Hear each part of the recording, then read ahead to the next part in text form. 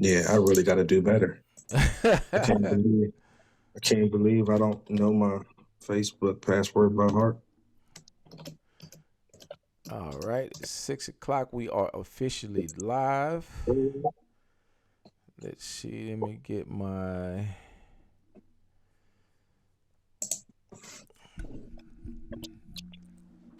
All right, everybody, welcome, welcome, welcome. Y'all come on in, tap in, tap in. We got a special guest in the house, and y'all don't want to miss this because it is Mr. None other than the mad scientist himself, But Brad Ball. Yeah. You know what I'm love saying? it. You gotta, we gotta keep it a little Love it. professional and stuff, man. But we Love gotta it. get people acclimated coming on, man. You know what I'm saying? People still coming in, getting out for work and stuff like that, man. So we like to give everybody the opportunity to come in, sit down, and grab your favorite drink, grab your favorite smoke, sit out on your patio, sit in your living room. Don't put the kids up. You know what I'm saying? This ain't a show for kids. This is a show for Ah. the adults in our life and shit, man. So all right, That's what's up. so this is Brad Ball. Brad, you want to tell them who you are? You know what I'm saying? What you do? Where they can find you? All right. Brad Ball, everybody knows me as the mad scientist. I started calling myself the OG mad scientist because there is another mad scientist out there. Um, kind of happened not too long ago, but just to keep the separation. Been around since 2017 doing this, man. Just love music. Always worked in audio. I've been doing audio since 1998. I actually was competing against Scott back in the day in Cali, in BB Drag. Yeah, Already. like go back that far. Got my first Harley, got hooked, and here I am. Made it through COVID, all that, man. Still in the building, bro. Say, man, listen. I've been doing this shit for a while, bro. Like I'll tell anybody that. Okay, I'm telling my age now. So back in the '80s, when I learned positive and negative, bro, it's just been Yeah, having my mind going since then. You know what I mean? So, yeah, uh, but like I say, shit, I just like you, man. I love music, and I think I met you in 2000. I think I wanna say I met you in 18 or no 19 or 20 actually. We was at 10 Toes Down, and that's when you had brought out what is the name? Bad Betty, Bottom Betty. What's the name of your bike then? Black Betty, Black Black Betty. Betty. Yeah, Yeah. You was talking yeah. shit, man. You had, you know what I'm saying? I had Becky Hey done out there. man, You was talking and you shit, know what? man. I want to give you a public apology for that, bro. Hey man, I'm passionate, dude. I was mad that day, dude. Them gold wings had me hot, bro. Bro. I was so mad. I was so mad. I wanted to set every Honda on fire in the parking lot because that was my first time meeting Jay too. Right, And it was right. yeah, Yeah. he was on one dog, so it didn't help nothing. Already. But you know what, man? And that's, I can honestly say that back then, man, everything was so pure then. You know what I'm saying? Because Yeah. everybody was just kind of learning and, you know what I'm saying, making these bikes to what they are now. Uh, Yes. you know what I'm saying? So I get the fact that, you know what I'm saying, everybody has this competition thing going on, bro. Uh, but in my opinion, over the last couple of years, it's kind of gone too far to me. Considering the amount of bullshit that's going on, right? But I wanted to bring you on, bro, because uh, this is my opportunity to give the people that I've had conversations with, that I've actually seen work, they flowers. You know what I'm saying? And and Yeah. and and you guys should be celebrated. You know what I mean? You guys on the cool in this industry, bro. You guys are celebrities. You know what I mean? So I want to take the opportunity to say, you know what I'm saying? Congratulations on being nominated, being selected as a judge for Sound Wars. You know what I'm saying? So Yeah, if you want to talk about that. that was a shock. That was a shock, man. It came out of the blue, man. Anybody that kind of knows my history, man. So like everybody thought that me and Will didn't like each other because he was the originator of Sound Wars. Everybody Mm-hmm. thought that me and him didn't like each other when it was the exact opposite. I talk to that man every day. Like we literally came up with a saying, MOE, which meant Mississippi over everything. So yeah, I mean, like I talk to that man every day, man. Like Yeah. that was my guy, and Right. everybody thought we didn't like each other. So because I remember whenever they did a tribute, Baby Girl and Bougie did a tribute to him at their last show, Right. bro. I couldn't stop crying, bro. Like that was my brother, man. That I was my that was guy, my first time in Daytona. I remember that. bro. That was my guy, man. And anytime Sandy's ever needed help from me, you know what I'm saying? When he passed away, I told her, I said, I will always be here if you need me. And whenever she called, I was like, absolutely. There is Right. no way I would ever say no. Right. You know, that's family. That's what's up. That's what's up. So, Brad, you said that you've been doing this about since 2017. What got you into Harley audio as opposed to anything else? So I don't, you probably met him before, and this is a public story that everybody, like the people in Baton Rouge know, but nobody else really knows. So Sip, right, from Baton Rouge. No. Um, he used to he's in Nubian Cruisers, but they call him Sip. So it was 2013, Uh huh. probably about 11:30, 12 o'clock at night. We was out in front of I was in Baton Rouge, and we were out in front of Flight Crew's party because I went over to support J Rock and them to go. I was still in the MC then, and we went over there to support their party. And I had just got my Harley, Right. and dude rode up with his cousin, and they was on Road Kings, and them Jones was bang. I mean, they sounded good. I was like, yo, what the hell is that shit right there? I was dumbfounded. So when my man got off the bike, right, he said, hey man, we finna go in here and have some drinks, man. Y'all watch the bikes. And he was just joking or whatever. But I took the opportunity to stop and say, hey man, I ain't trying to, bother you nothing, man, but how did you do that? They sound amazing. He looked me dead in my face and told me the game is to be sold, not told, and walked away from me. God damn. I hopped on my Harley, bro. I came home at 3 o'clock in the morning, 2.5 hour ride, bro. Cold. I didn't care. I came home and I didn't even get into the house before I started tearing my bike apart. Just like that. At that moment, the mad scientist was born. When he did that to me, and I always tell him, I said, hey man, I wouldn't even exist if it wasn't for you. We cool now. You know what I'm saying? Right. Like, that's my guy. Right. But I'd have still been working at NASA, bro. I was chilling. You know what I'm saying? I had NASA. retired. You gave up NASA for motorcycle audio. just so that you guys know how serious this shit is, how serious it's gotten, over the last 10 years, man. NASA, bro, that's crazy. Yeah, dog. So I retired Navy, and I got a job out at Stennis Space Center, man. My concentration was in oceanography, and I was like controlling like drones and stuff in Antarctic Ocean, all that stuff. And I got my Harley in it, and that day, man, I started messing around with it, bro, and it was on and popping from there. So, kids, just to let y'all know, y'all can grow up and do stupid shit. Like, quit NASA and start motorcycle audio. God damn. That's some cool shit, though, man. I never would have thought. You know what I mean? And just meeting you and knowing just how cool you are, bro, because you don't really, I would love to say you don't meet a stranger.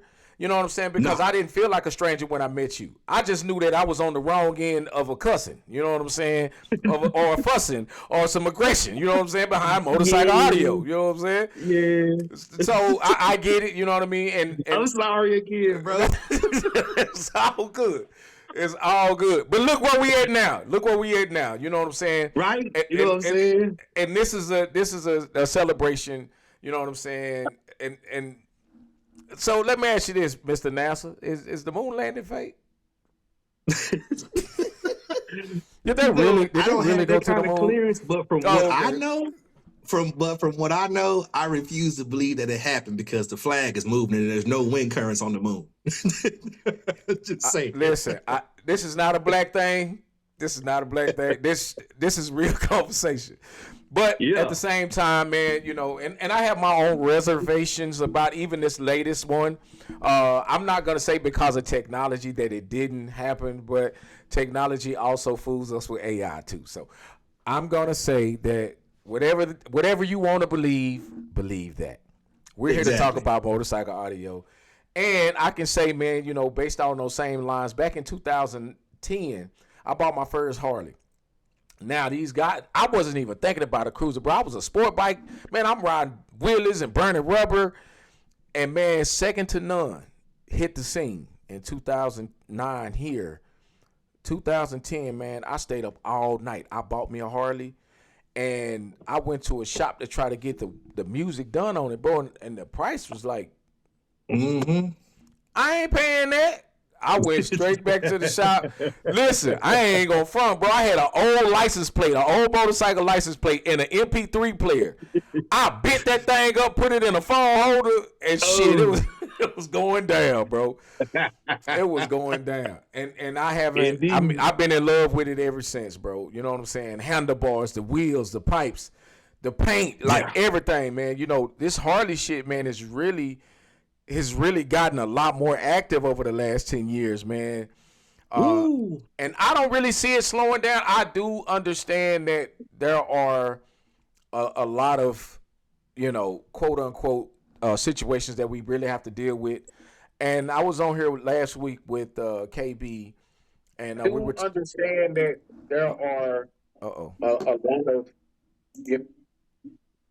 Got it? Yeah. Okay. So I was on here with KB last week, and we were talking about how big these bikes have gotten. And there was no gradual. It was almost instant. Yeah.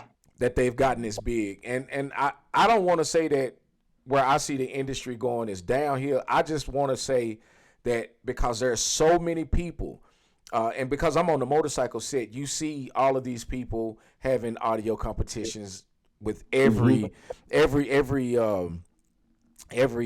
anniversary. There's a bike competition. So I don't think the level of competition, I don't think competition is going away. I think the level of competition with the smaller bikes has got to get better before these guys start getting into these bigger bikes. I know that when something grows too fast, it tends to wither out fast. You know what I'm saying? So I think we need to kind of slow it down a little bit. What do you think about that? So I'll tell you this, man. I don't think until Harley changes their motto as far as what they believe comes on a bike, you know what I'm saying, as far as music, it'll never go away. Right. It'll never go away. Right. We all know what comes with it is trash. We all know. So I don't think it'll ever go away. I think I don't think the competitions will stop. I think what's going to end up happening, I think a lot of people are going to start sampling different platforms and start moving around more until they find a place where they're comfortable. Right. Because literally, all right, aside from the parking lot, where can you go play these big monstrosities of bikes that we have now? I mean, Betty went from, you saw her, I mean, that thing was an Ultra. It was a Road Glide Ultra. And now each one of my bags weighs about 170 pounds. See, yeah. Let's talk about that. Because I got a set of bags I can't even pick up. Right. I mean, I tried to get on the freeway a couple of weeks ago, and it was a little sketchy. You know. Bruh, I don't take Betty over 45 miles an hour. She's a bar hopper. If I got to go on the interstate, she'll be in the trailer. It won't happen, bro. It will not, man. I can't. I did it, bro. I did it, bro. I ain't gonna lie to you. It was a little nerve wracking, but I got it done. You know what I mean? And it was to do. I got up to about 56 before I started getting a little nervous. But I mean, riding it through the city, bro, I don't have a problem with riding it through the city. You know, stoplight to stoplight. It just makes for a boring trip when you can't rock that motherfucker. You know what I mean? Like, you're not right. You know what I mean? Like, you ain't really, you can't pound on it the way you want to. You can't bang it, you know what I'm saying? Like, you can't get into it. Yeah. Right. I mean, and that's what I miss about the old Betty, because I rode her everywhere. You know what I'm saying? Whenever we came to the show where I met you for the first time, we rode from Mississippi over there. Like, oh wow, all that audio in it, we rode. You know what I'm saying? Like, that was my thing, and I hated changing it up, but I had to because folks said I couldn't. So what are you riding with? What are you rocking on it now? Right now she's all Chade, as they pronounce it. I call it Shiari. Been using that brand for a long time, and it's just now coming to the forefront. But juggernauts in the bags. Oh, Shiari, she's a welterweight. She got a ton of power on her. 5 batteries. Just, yeah, I waited whenever at the show in Dallas last year, the SOS. I went over there at the track and I weighed her, man, 1,647 pounds. God damn. Yeah. See, I don't even want to weigh mine. and I don't want weighs like 830. You know what I'm saying? I was like, whoa. Well, when it was multicolored, when it was Megalodon, at the time it was Megalodon, it weighed 1,114 pounds. So I can only imagine now what it does. I mean, bro, like to change my front tire or wheel, all I got to do is put a piece of wood up under the back of the bike and just raise the front up. And it's off the ground. You know what I mean? So these bikes, I mean, just to kind of give you guys, these bikes are heavy. 1,600 pounds on a motorcycle. That's double the weight. You know what I'm saying? Of some of these bikes. I mean, of a regular motorcycle. So let's talk about this Sound Wars and judging. And where do you see? Let me ask you this first. Let me go here. When it comes to judging, what sets you apart from someone else, or do you believe, or do you? I'm trying to think how I can ask this without insulting anyone. I guess the only question that the way I can phrase it is, what separates you from any other judge? What makes you a good judge? So I wouldn't say that it separates me from any other judge, because we all have our niche, you know, our thing, right? And a few people can attest to this, like Georgie from the ENJ crew. One of the things that makes me unique as a judge is I literally can hear a bike, and if I hear I can literally hear within a couple hundred hertz what frequency range is out of whack. I don't know why I can do it, but I can. And because like I remember we were at Gil's show in Miami, and Georgia said, "Well, man, why didn't I win?" I said, "Dude, I said, if you go home, man, I said, you have no mid-range in your bike. I said, from probably 315 to probably 700 hertz, there's nothing there. It's just dug out of it. That's why it sounds so clear and so hollow sounding." And 3 days later, he sent me an RTA picture, and it was a huge dip in that same range. I said, "I told you." He said, "You were spot on. I can just hear it." And it's always been a talent, man. Like I trained my ears years ago because of Navy stuff, you know, being having to hear like sonar stuff like that. Like my ears can just decipher frequency ranges, and knowing how to move around a bike, man, and just being able to give a contestant the best judging experience I can give them.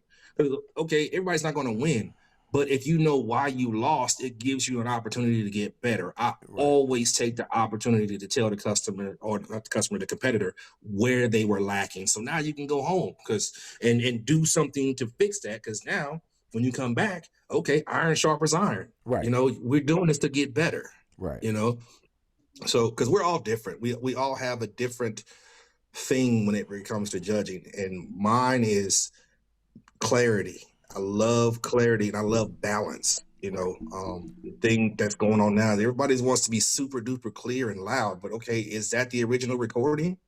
Is that music? No, where's the mid-range at? Right. You know, and everybody wants the exaggerated highs. It's like, that's not music. It's what we like, but it's not music. Right. So let me ask you this though. When it comes to what criteria a judge should have, do you think every judge should be a good tuner? Do you think tuning should be a background for a judge? You should know your way around music structure, how it's put together, and the different elements of it. You should. You may not necessarily be a tuner, but okay, say you're a recording artist and, you know, you were around boards and you could hear whenever producers and stuff, you know, made changes in music. You need to know the building blocks of music to be a judge. And if you're not, okay, then you need to have some sort of tuning background or something, because what's my man's name? I forget his name, but I'll judge with him any day of the week. Ricky Will's cousin. He utilized him a couple of top eights. I'll judge with him any day of the week. He's never tuned, but he worked in a studio. And when I say that man can hear, the man can hear. Right. You know, because let's be honest, man, every installer ain't a builder, and every builder ain't an installer, and every installer ain't a tuner. Right. There are some people who install audio very, very well, but when it comes to tuning, it's just not their thing. Right. I mean, just something that, because there's so many people out here that criticizes judges, right? Like, that's the first thing. Oh, the fucking judge, you don't know what the fuck he listening for. And when you got three people that says, okay, I like this bike as opposed to this bike, right? And you go to one judge and he says, that was a bad song you picked. What constitutes a bad song from a judge's perspective? Okay. I'm glad you asked that question, and I'm going to shed some light on it, because that's been an age-old argument, and people don't understand it because it's never really articulated well whenever the judge explains it. Okay, so and you've seen me judge before. I always hop on the mic and I always say what I'm listening for. First thing I say is, hey, this is not a volume competition. I'm listening for music, mids, lows, highs, vocal presence. I'm listening for all of these things. So whenever people love to play what they like opposed to what the bike likes or what the judges may like or the judging criteria. Mm-hmm. You get a lot of guys, and this mainly happens whenever you get a guy that comes from the parking lot to the ring or comes from the hood to the ring, and everybody in the hood say, yo, man, my man's bike, so-and-so bike banging, blah, blah, blah. Then he hops in that ring. He's the first one to complain because he doesn't understand that transition from this element to this element. So you have two bikes in the ring, right? Both sound amazing. And we can't make a decision. We give an additional minute to play, right? Mm-hmm. Bike A plays a song that has all the elements that we're judging for in it. Bike B decides, I'm finna bass past them with this rap song, and we all know, like, a lot of the trap songs don't have a lot of instrumental in them. Right. Or the bass is so strong, it overruns the highs, and the highs become diluted. So now that was a bad song choice because it cut off everything that we were even judging for, because you were trying to embarrass him or push him out the ring. He stayed consistent and gave us what we wanted. You went back to the parking lot and decided, I'm going to play this, and you robbed us of the criteria we're even supposed to judge you on. Mm-hmm. Or the age-old favorite, let me play this jazz song because I can play it super loud and super clear, but it has no vocals in it. That's part of the judging criteria, right? And you snatch it from us. You know what I'm saying? Right. Yeah. And seeing this is the thing that people coming into the industry needs to know, right? I've never once have I said that I'm a sound competition bully, right? I'm just gonna go in the sound competition. The ring is definitely different than the parking lot, right?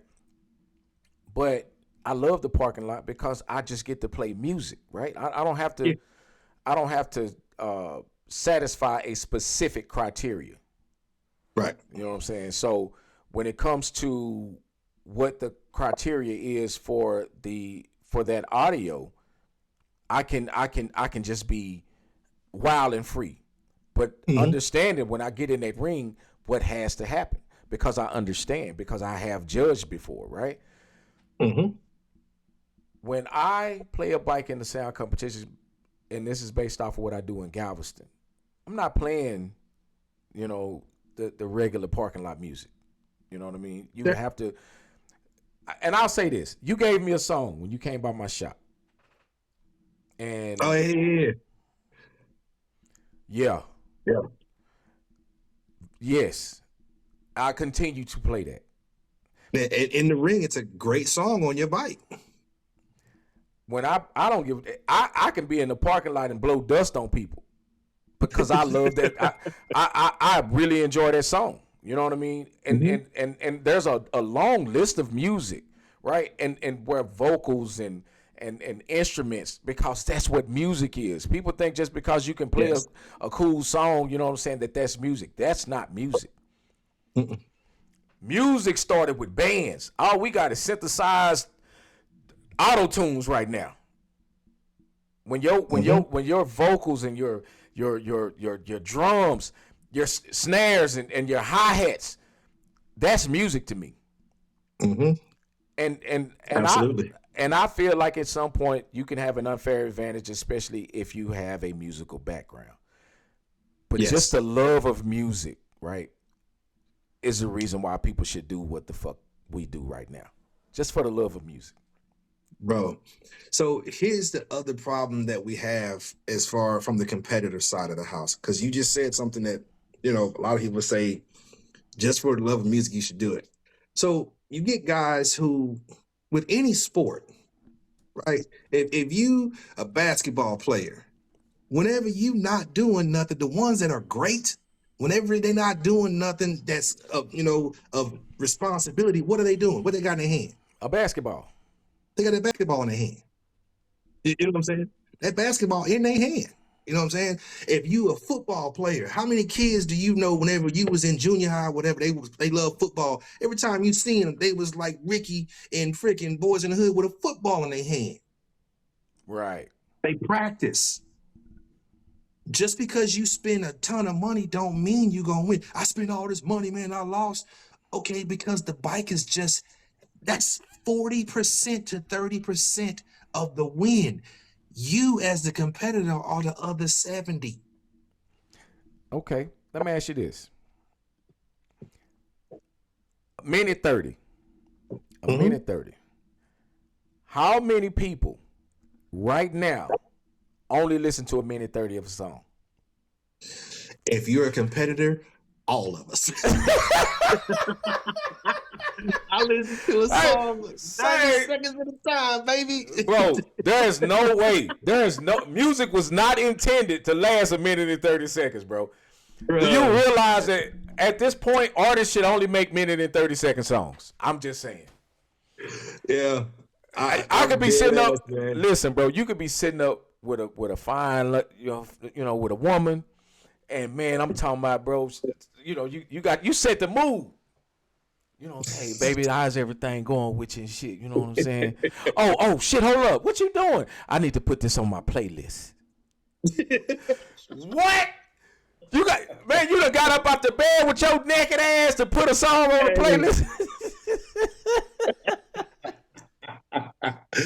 Hey, it's the truth, man. Right. Dude, I done had people who don't really understand what it is to be in like audio competitions and whatnot.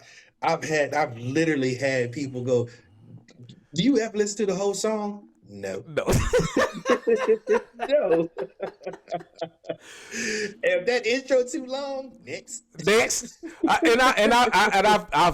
I've been a sucker to that, right? But I'm gonna tell you what I do. I love tuning to modern. I don't want to use the word modern jazz, but R&B jazz, where the horn actually takes place of the vocals, and then I go back and play the vocals. And man, when I tell you, bro, it's just a beautiful thing. And the fact that these horns allow you to express feeling through music is just awesome. Now, I did Drizzle asked the question, with so many bikes and all of the bikes playing the same song, how do you remedy that? Is that something that as a judge you like, fuck this song again? Or do you say, what's the familiarity? I can judge based off of, I can judge this bike based off of this song because I know how it's supposed to sound. So it's a double-edged sword because it's both. You can literally take a judge out of their game by ramming the same song down their throat all day long. You can. But at the same time, if you can, like me, I'm just like, all right, it is what it is. I know that's going to happen, and it's what it's going to be. You tell people play new music, it'll happen for the first two bikes, and then you right back to, you know what I'm saying? Baby, listen, I'm laughing because I'm checking out these comments, and William talking about all he need is a minute and 30 with his girl anyway, man. I ain't trying to work out. Look, hey, how many people travel 1,300 miles for a minute and 30? Hey, bro. This is the shit that we got to get to the bottom of. Like, Man, listen.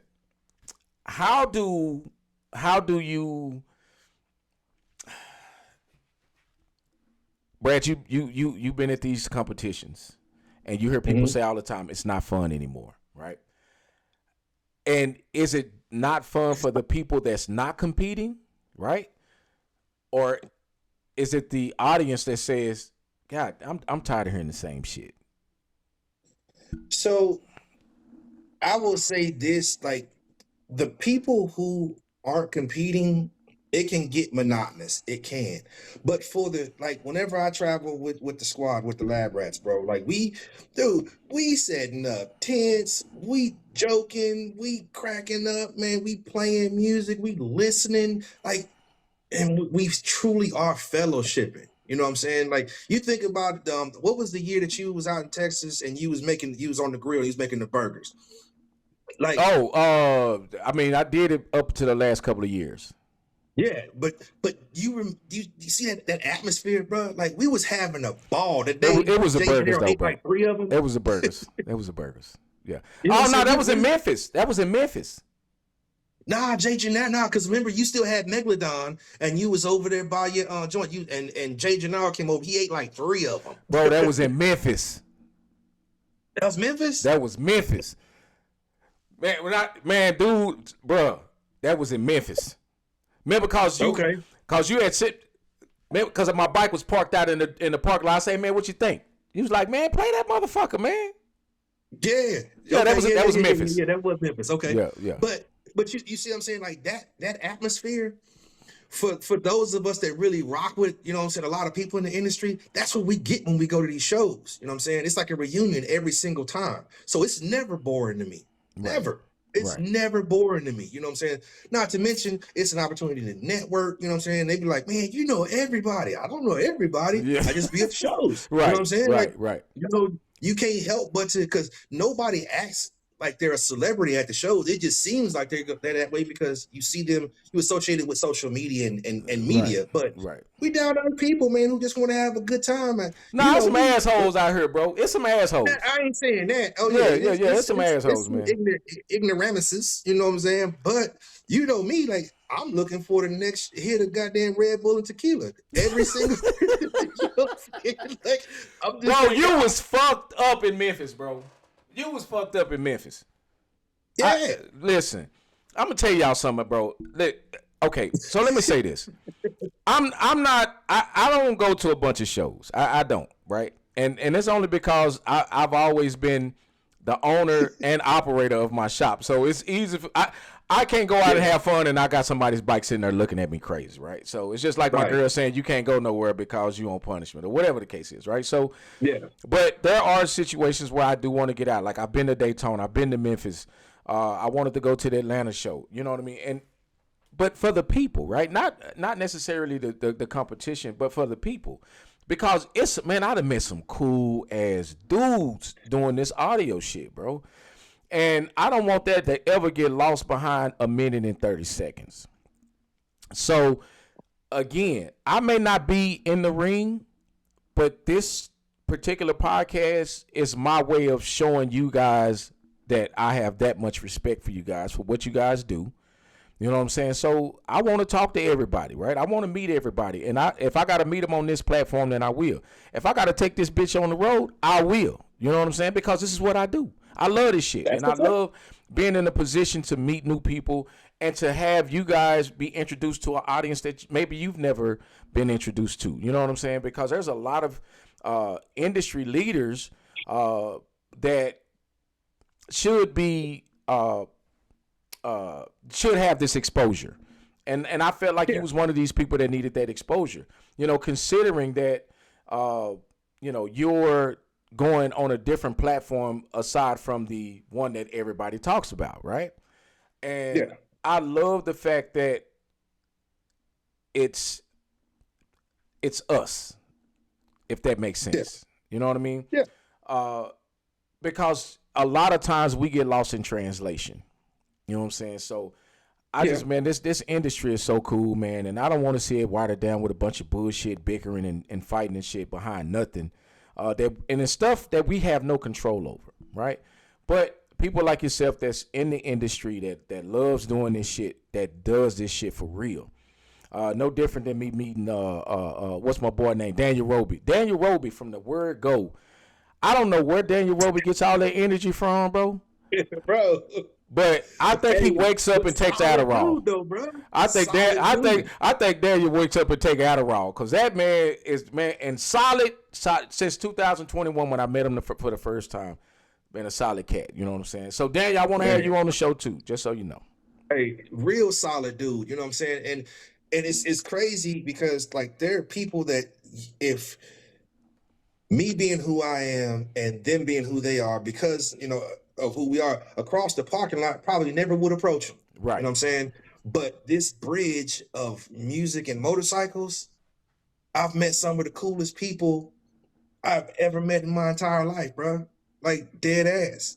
Like people don't understand. And I try to get people to realize that if you compete for the love of the competition, the whole iron sharpens iron type thing, you'll never lose. Right. You'll never lose. Like Betty has just gotten better and better and better ever since I started getting back in the ring. Because I took like 3 years off, and when I came back, I was rusty. I was, man. Hey, Manir put belt to ass on me, dog, in Atlanta. You know what I'm saying? Between the hold up, and being rusty, yeah, it was over. Bro, you telling me? So was it the bike or was it you? It was me, bro. So you mean to tell me that you had a bike that could beat Moo, but you lost to him because of your playlist? I lost to him because of my playlist, because of my alcohol intake, because of my temper.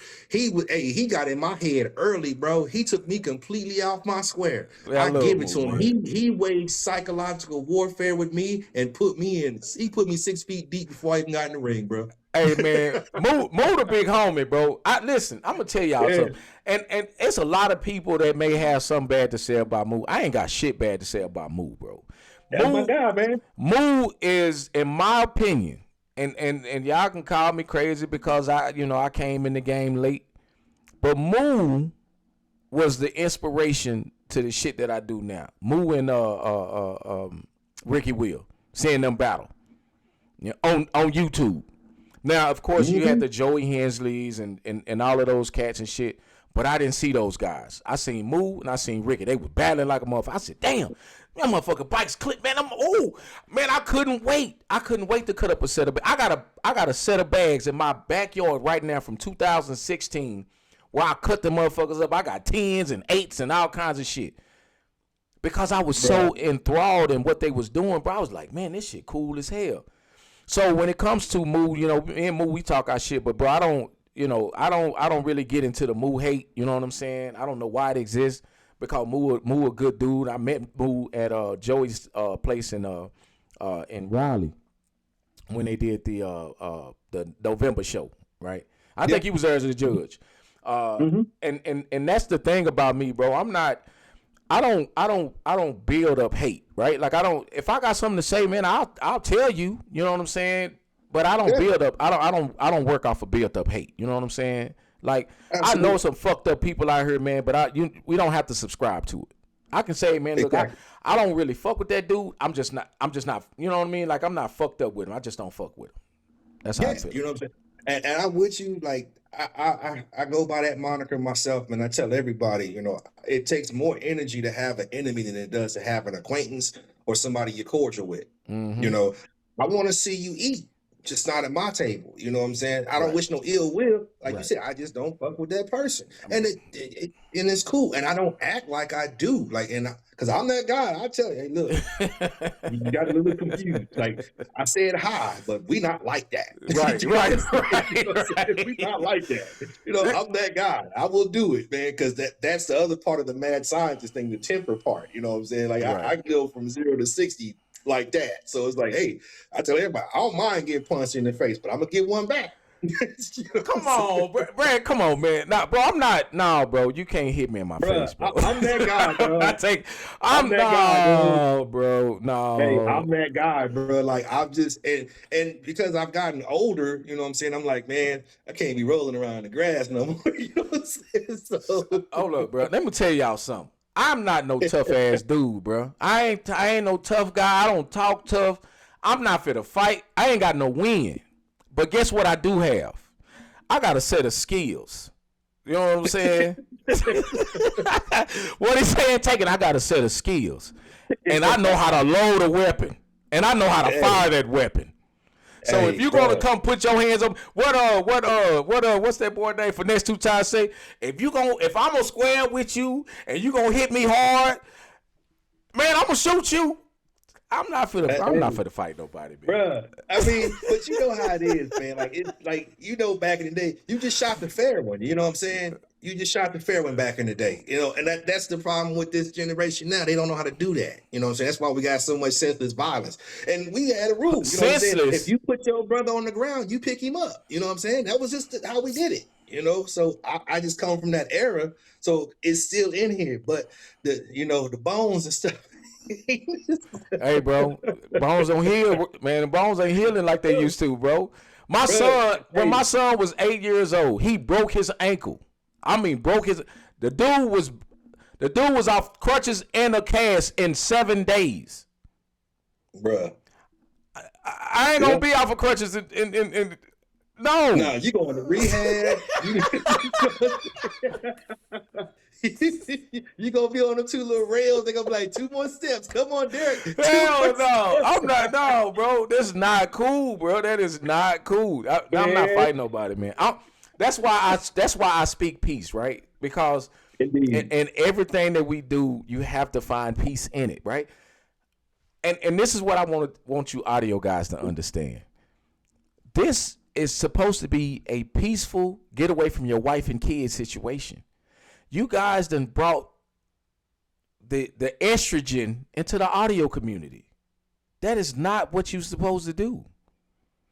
Man. Just slap me when I'm lying. Bruh. Okay. And here's the bad part about it, bro. And like, not to give it too much energy, but the other side part about it is what people don't understand is, okay, motorcycles attract all walks of life. Yes. There are some people in this industry with some horrendous backstories that you don't want to see that side of them. Yes.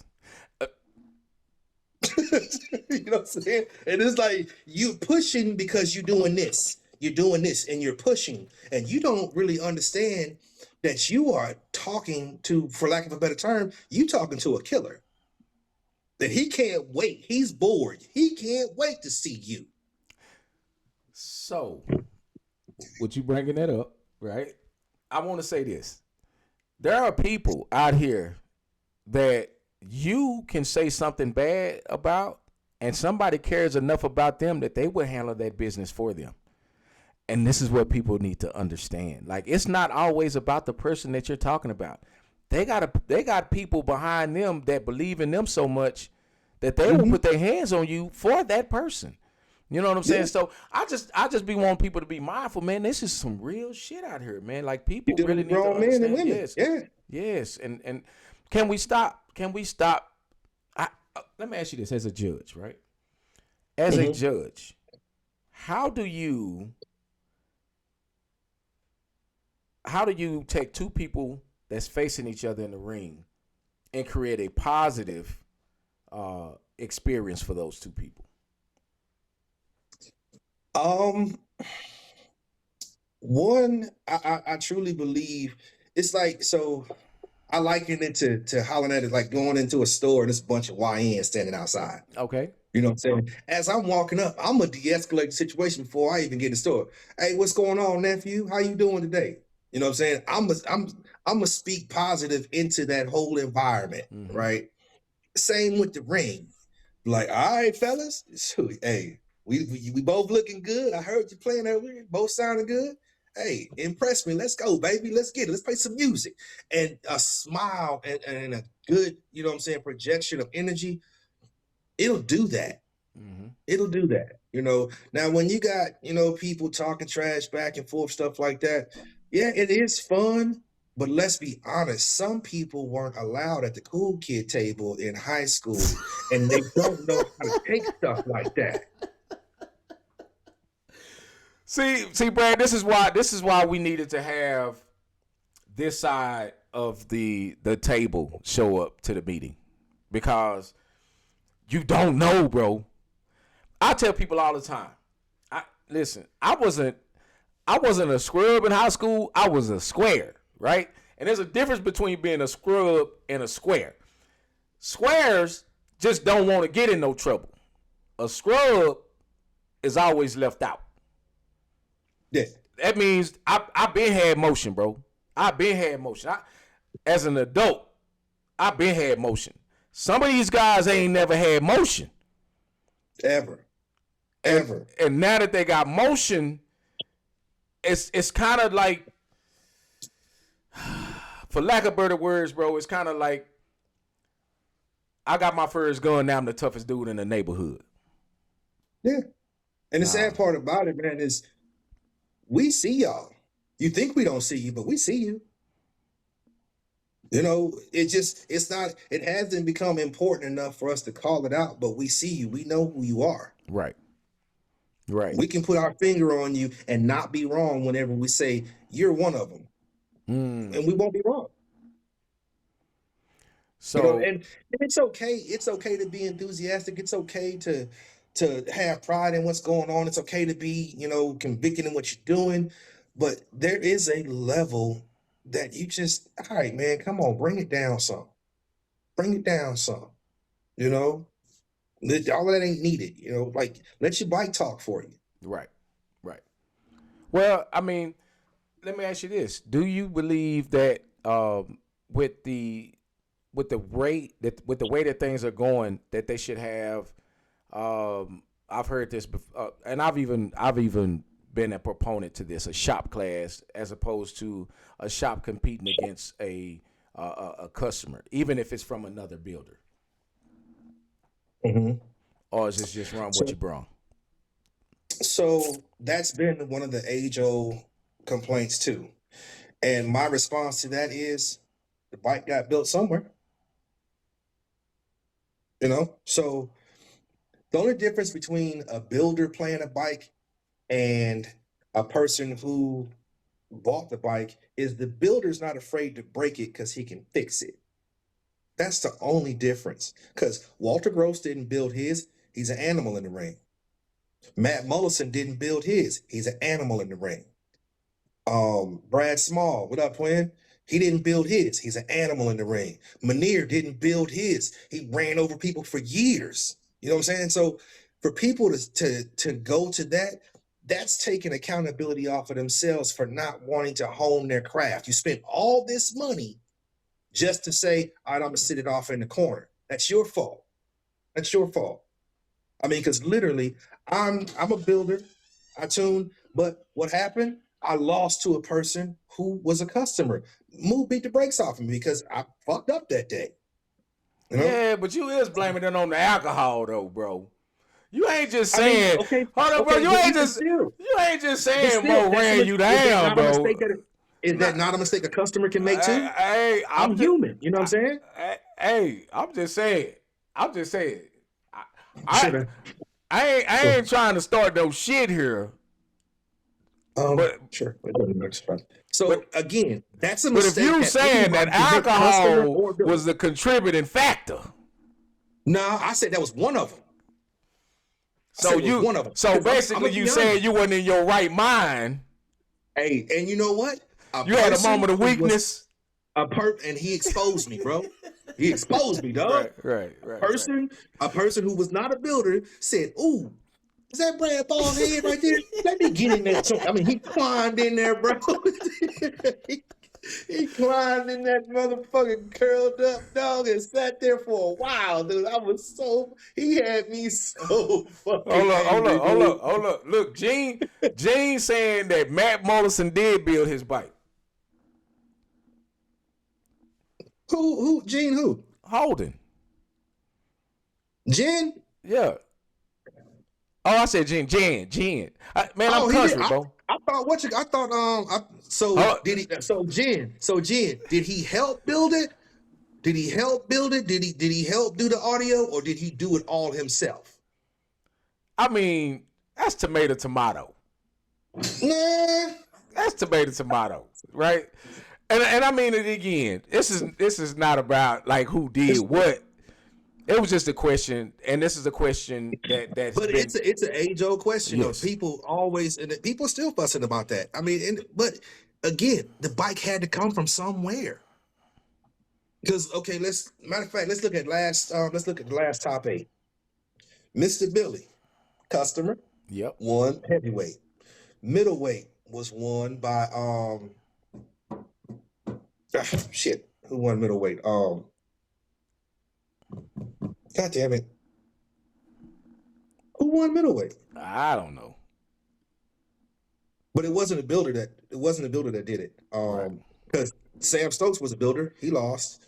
I'm trying to think. Anyway, like I said, but I know for a fact it wasn't a builder that won it. Welterweight was not won by, well, yeah, it was. Yeah, it was. Edwin won welterweight. So that was a builder. Lightweight was won by Walter. So that was a customer. Featherweight was won by Milton. what you call it? Milton. Pops. Yeah, customer. You see what I'm saying? Yeah, he came from wild card out of nowhere. You know what I'm saying? Actually, Pops been doing his own shit here lately. Well, here lately, but I can tell you right now, that bike that came to top 8, that was Smitty flavor because it was built by Connected Audio. Oh, okay. That was Smitty. Okay. And like I said, he came from wild card as a customer. You see what I'm saying? So, Right. But Pop hones his skills. So, Yes. all right, he moved on. Thank you, man. Yeah, so he moved on and he literally did his thing. So that whole customers against builders, no. Right. Well, I just wanted to get the question out, and again, this is going to be one of those questions that I'll ask, multiple people, right? You just happen to be a judge, and like I said, because everybody knows who you are and values your opinion, and I've not heard anybody in this industry say anything bad about you, Brad. Not one. Wow. Even in your drunken stupor. Because I ain't an angry drunk, bro. I'm just a funny drunk, dude. All right.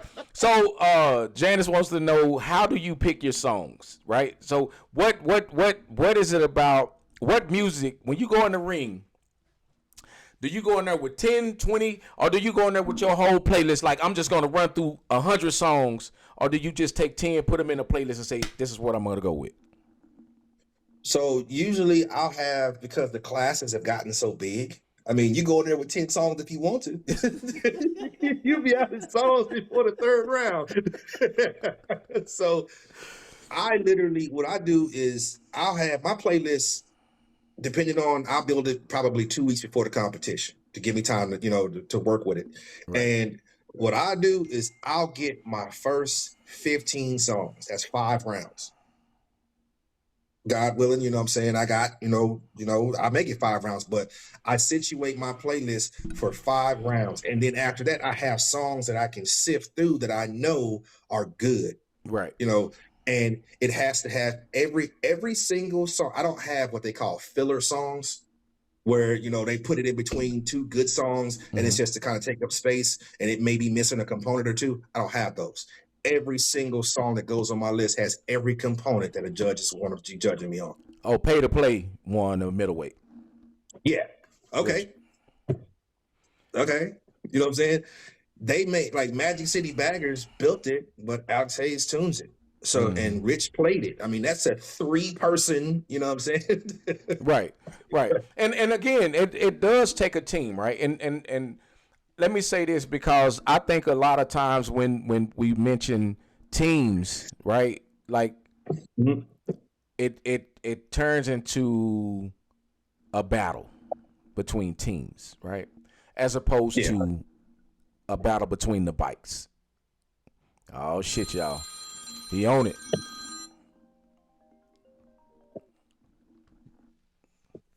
I'm about to put my phone on Do Not Disturb because these folks just gonna keep calling me. Anyway, so damn, I lost my train of thought. Maybe I need to drink a beer. It turns into a battle. Yeah. Teams. Yes. So teams turns into a battle between teams as opposed to the 2 bikes in the ring. how do you go about having a conversation that recognizes both players as individuals, and then a team celebration? Well, I think it should be expected to have teams celebrate, teammates winning. Mm-hmm. You know what I mean? Like that should be expected. I mean, if you're not gonna celebrate your people, what you on the squad for? Right. So for that to be looked at a certain kind of way, Is it? But is this a team sport, or is this an individual? Because as far as I'm concerned, if you help someone out in the ring, which I know a couple of people got busted for helping in the ring, it's not a team sport. Are they dicking? Oh, come on, man. Well, so that to me, that has always been frowned upon, always. Because, it's like, I liken Bagger Audio to gymnastics. You got the whole squad over here on the bench cheering you on, but when it's time for you to hit that balance beam or to do your floor exercise, it's just you. Yes. And that's the way it should be, because, all right, hip dicking, I've never liked that. Right. I've never liked that. You got a bike here, wait till it's your turn and apply your knowledge. Okay, if your teammate ain't got it down by now, it's too late. He in there. Hey, how about this? How about we go WWE style and we do a tag team? We line 4 bikes or 6 bikes in the ring. And as soon as, oh man, I ain't got nothing for this song, you could tag your buddy in. That'd be pretty gangster. That's it. You know what I'm saying? A tag team match, bro. Come on, man. Like you know this dude got a badass playlist, but I can't beat him. You know what I'm saying? And I'm being facetious, but at the same time, I'm saying all this. I'm saying all that to say this. At some point, that you have a mismatch, right? Mm-hmm. Where you have, case in point, I got the El Grande bags. The most, Mm-hmm. I'm the odd man out at any show. Yeah. Because my bags don't meet the criteria of a welterweight, a middleweight, or a heavyweight, right? I'm stuck in a position where I'm kind of like on an island by myself. Tag team match would probably be better for me. You know what I'm saying? That way I can tag somebody in. You know what I mean? Yeah. If there's a heavyweight going up against me, or a middleweight going up against me, or even a welterweight, for whatever reason, right? Yeah. But I just having fun, right? And I think that's what we need to get to the point where we're having fun. But because there's so many bikes, you have to get the politics out the way. Yeah, so it's funny you say that, because they've been playing with the idea of a 5-on-5 for a long time. We've been hearing it, but it's never came to fruition. And I hope it does, because that sounds like a good time. You know what I'm saying? But I think the thing that's making it hard for it to happen is because it's time constraints. Stuff like that, that's why I'm saying you got to get the politics out the way. Yeah, you know what I'm saying? Like, that would definitely have to be something like, say, the trash talking started 2 months before Galveston. Well, we're going to meet up at the gas station then, and then just get it in. I mean, I'm just saying. Yeah, I'm just saying. That would be fine. You know what I'm saying? That'd be fun.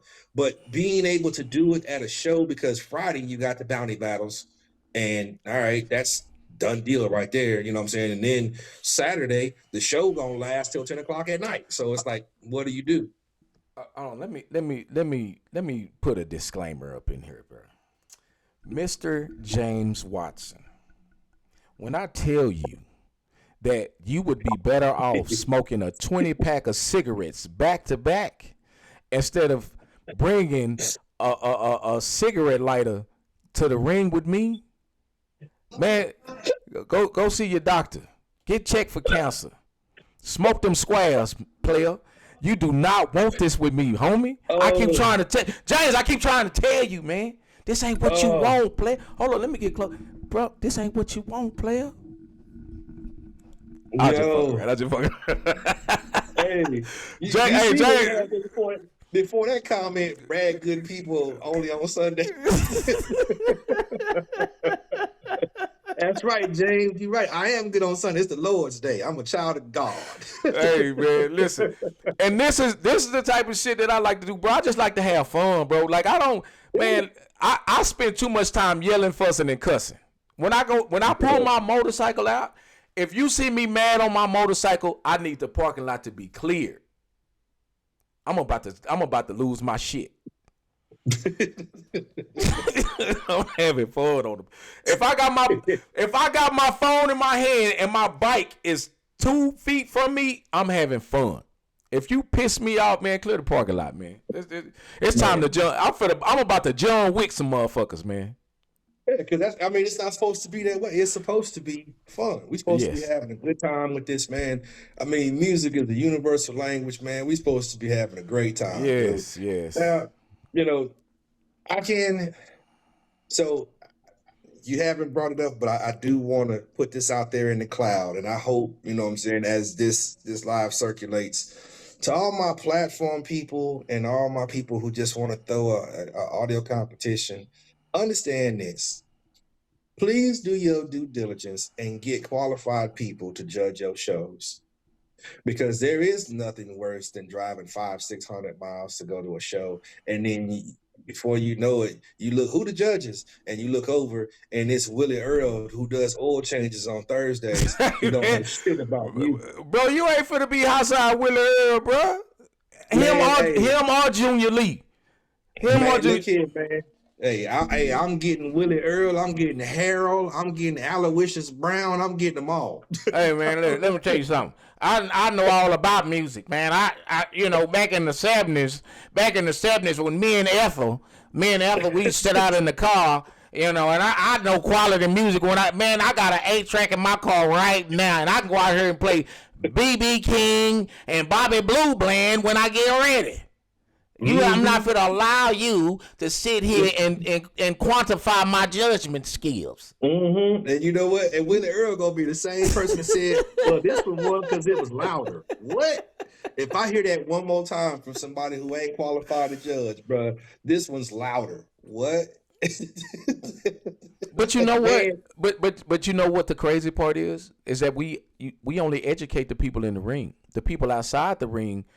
But you know what? I can tell you right now, since this has been going on, there are a lot of people that are interested in this audio stuff, bro, that has not been in, and people are actually listening to these bikes now. I'll be honest with you. People are listening to the point where, and I'm speaking loosely, Brad, so don't kill me about this. But it's getting to the point where people are listening to these bikes so closely, like you can almost pick somebody out of the audience that's been to a few of these shows and actually have them judge. Yeah, because I know that it's been people that have been pulled out of the crowd to be judges. Mm-hmm. Yeah. And I've also seen people that actually play their bike be asked to judge. And these are some of the same guys that don't even know how to play their bikes. Mm-hmm. But I digress. Mm-hmm. It happens, man. And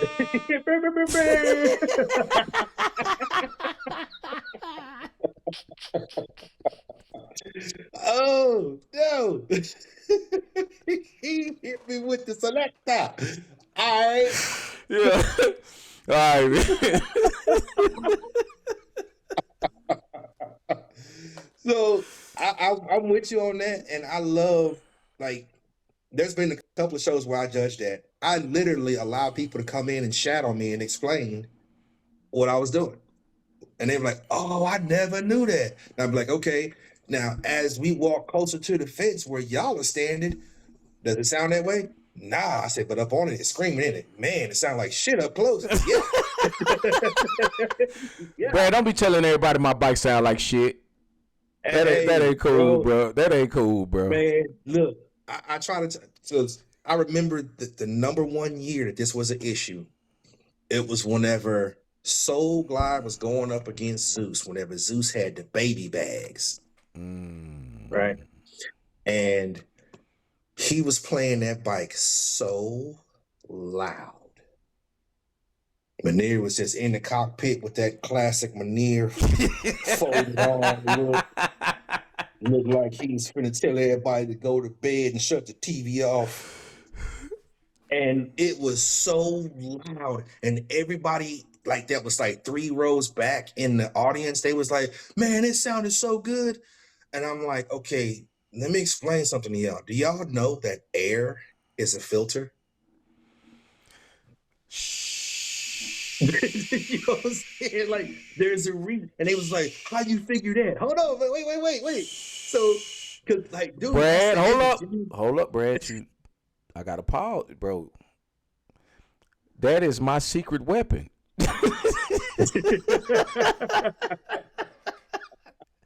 That is my secret weapon. Just you can't. Look, Brad, look, no disclaimer. You can talk about what you want to. Just leave the air out of it. Roger that. All right, let's go. Well, all I'm gonna say is this: he was playing that bike, and the only safe place it would have been to listen to that bike would have been on the 50-yard line in the Dallas Cowboys Stadium, and you was on the sideline. That was the only safe place it would have been. We all the way on the other side. All 3 judges are on the other side of the ring, standing together side by side. It's like we ain't all listening for the same thing. We're trying to escape. I did the same Soul Glide, shit, bro.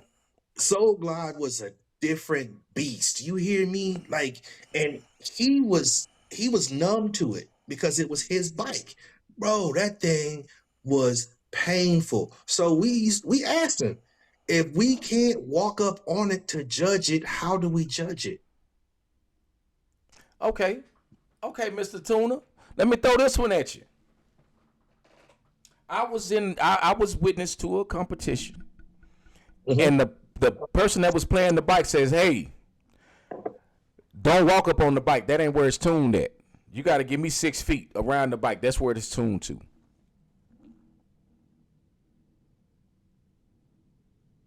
Okay.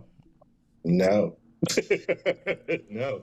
Do you go to a dog show and you tell them, hey, I'm only going to make him trot. I ain't making him walk, and I ain't making him, turn around. No. I mean, I'm just saying, Because see, here's the thing. People, and I'm going to tell you, here's something else that makes people great. The E&J camp is notorious for it. So is the Alex Hayes camp. They're notorious for it. They will get there early and do a test hit inside the ring and then move their bikes. Right. They do their test hit. They know if the tent's going to make it too hot, make it whatever. You know what I'm saying? They do that. So you can tune a bike for 6 feet of time alignment, but guess what? If that's not where we're judging, you missed the mark. And you can't tell us where to judge.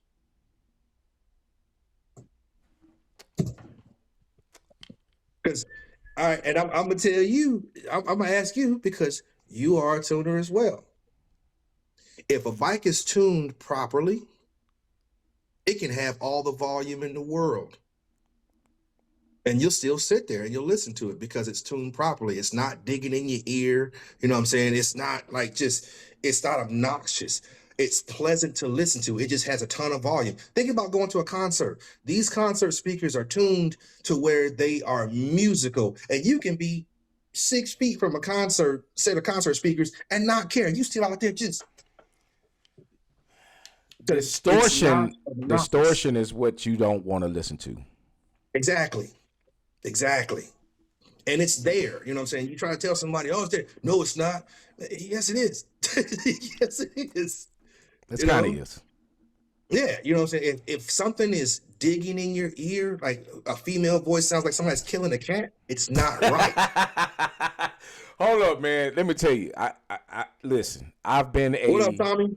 I've been a victim of that to myself, right? Because I literally built this bike and threw this bitch in the trailer and said, I'm just gonna go play this motherfucker. And I knew it wasn't right. But I knew it wasn't right. But everybody listening to it, they was like, "Oh man, this motherfucker jamming," right? And that's the one thing that as a tuner you know when it's not right. Mm-hmm. You know what I mean? And that's why we keep playing with these motherfuckers. How many times have you changed the tune on your bike since you built it? Oh Jesus, man. Jesus.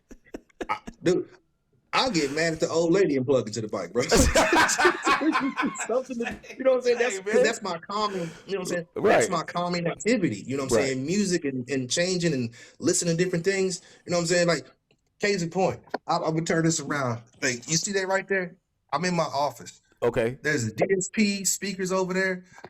I just come in here and every day and I just mess with stuff, bro. Like, that's where I get my calm from. Right. So it's like, man, how long take you to tune Betty? Thousands of hours, bro. So, with that being said, right? Because again, this is about education also. So because and this is your personal bike. Mm-hmm. When a customer comes in and says, "I want your sound," because we're not, I'm paraphrasing. We're not selling music. We're selling a sound. Mm-hmm. Right? When someone comes in and they want your sound and you say, "Oh, it's going to cost you XYZ." Mm-hmm. I want people to understand that 6 hours is free. We giving you 6 hours of free tuning because we may tune your bike in 3, but it's taking us 6 more just to get to that 3. Yeah. And people don't understand that. They just don't understand that in order for me to get your bike right, I might have to sit at this bike for 8 hours just to play different songs. And I take it even further. You get somebody that'll say, "All right, hey, I want you to tune my bike." Well, how many speakers you got? Oh, it's a middleweight. Okay, well, I'm needing a bike for like 4 days. 4 days? Yeah. You think I'm finna blow my ears out? You know what I'm saying? Because literally, you're going to push the bike past what you would do in the ring when you're tuning it because you have to be able to give the customer a breaking point. You know what I'm saying? Mm-hmm. So, I know I do that. I try to break it before I give it back to the customer because if it's going to break, it's going to break with me, not whenever you go 500 miles back home and then you blow my phone up for the next month. You know what I'm saying? So, I'm going to need the bike for 4 days because I'm going to tune on it for 3 hours. I'm going to step away from it, let my ears decompress, go back to it. I'm going to tune on it for 2 more hours, then I'm going to go home. I'm going to come back first thing in the morning. I'm going to tune on it some more because now I got fresh ears. It's a process. Now, if it's a package that you do over and over and over again, yeah, you load in the bass line and you do a couple of things. All right, I'm good. But as soon as you start talking about I want to compete, you in a whole different realm. Yes. You know, and the people get all testy when you give them a price. And it's like, hold on, wait a minute. So you spent 10 grand on that wheel that don't do shit but go around in a goddamn circle. It don't give you no enjoyment, but other than the look good on that you can't even see it when you're riding it. Thank you. You can't even see it when you're riding. But when it comes to that tune, that's going to make people walk from across the parking lot and go, damn, that motherfucker sound good. You want to bitch about the price. All right, then do it yourself. Yeah. Hey, who you say was gonna be judging? Will Earl? Take it to Will Earl. Hey, take that motherfucker to Will Earl, man. Hey, Will Earl gonna have you sounding like that damn phonograph that the RCA dog was listening to. Yeah, take it to Will Earl, man. Exactly. Will Earl that lost his top end registry and everything. 8-track, baby, all day. You know what I'm saying? Could you imagine sound competitions with 8 tracks and record players, cassette tapes? Could you imagine that we are doing sound competitions with a cassette tape? Ooh, the rewind game would have to be nasty. Man, on love. Hold on, let me change this tape out. Let me change. You gotta have a dual cassette. You know what I'm saying? They gotta have a mix on it. Same. Hey, bro, what you say? You have to put that little piece of that little strip of fingernail polish on it so you know exactly where to start. Yeah. Oh, yeah. Hey, It'll change the game, man. Shit, hell, the competitors will go down to like 3 or 4. Oh man, bro. All the new age cats wouldn't even know what to do with them. So let me ask you this: how many bikes is too many bikes for a sound competition in one class? Do you believe? I don't believe there's a set number. I believe it boils down to at a certain point, you take away from the experience of the sound competition, and now you're moved into coordination of a sound competition, if that makes sense. Because now it's no longer about cracking jokes in between rounds and this and that. You trying to move them too. You're now an orchestrator instead of, you know what I'm saying, an MC. I mean, you in the hole, you in the hole, you in the hole. Next, let's go. Like, it's a rush. So, I mean, I have to give it to Ricky. The last couple shows that I did, that I went to, Ricky handled, it was over 100 bikes, man, and he got through them, bro. Like, where we were used to being at shows to like 1 o'clock in the morning, it was 10:47, bro, and we was done. Right. I was like, hell yeah, where the cooler? Right. So okay. So all right. So we talked about this also. What if do you believe that in the future, because we have so many people considering being interested in the sound competition, right, that it has to be a 3-day event? You know what I mean? Like you may need to like you really may need to start it Friday and end it on a Sunday. Absolutely. Because there's so many. Absolutely. Because we have introduced, especially with the introduction of bantamweight, because bantamweights are everyday guys. But are they really round pounder elites? Right. But the bantamweight they allowing in the bigger bags, right? The what you call those? I know that the ground pounder elites, the DeVitos. You can use Speed by Design. Yeah, you can use the moneymaker, mini moneymakers, not the real ones. Top so shop. They can only be 5-inch stretch, right? And it has to sit on a stock rail. So yeah, there's a lot of those out there. That's what I'm saying. Like literally, you do a show, bantamweight has the potential, man. It has the potential to have 50 or 60. Yes, easily. Easy. So I do believe it's going to get to the point to where we have, and not to mention, like, there are some shows where they're starting to incorporate and mix the slingshot world too. So again, this is why I say it's beginning that it's going to have to, eventually it's going to be a 3-day event. There's no way that you can get all of these people into one situation and get them in and out and have the quality of judging that you need. And can you run a show all day with just 3 judges? So you can. I've judged all day long on several shows. Did I want to? No, but I did it. Okay. And it was a large show, so I would definitely say, I hear you, Jen. So I would definitely say the only way you could pull it off and not make it a 3-day event is if you have a big enough venue. You're gonna have to get a big enough venue and 2 tents run at the same time. And the reason why I'm bringing this up is because this is something that I see in the future. There's too many people interested. I mean, if we got just to guess, I'll just guesstimate 200 shops, right? Just 200 shops doing music. Mm-hmm. If each shop produced 2 bikes for a sound competition, and these guys don't mind traveling, especially the bantamweight, you know what I mean? Like, yeah, the numbers are crazy. There's no way to get all of that done in 1 day or in 2 days. Let me just say that. No, it's not.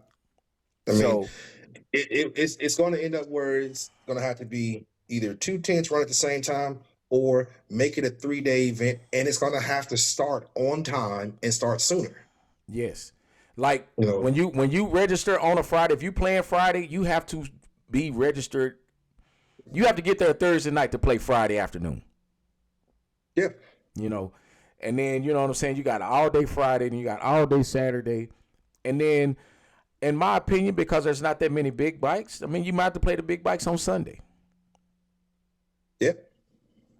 I mean, I mean, these are just random thoughts, right? These are just this is a conversation that I'm having with a judge, with Brad Ball. You know what I'm saying? That happens to be a judge for Sound Wars. I mean, I agree with you, man, because from welterweight on down, you're going to have at least 25 bikes, at least. If it's a large scale show from welterweight on down, you're going to have at least 25 bikes. So, hey, so get your field meets ready. That's a field meet at that point. You know what I mean? Hey, you know. But like Jen says, you know what I'm saying? She needs more vacation time for that.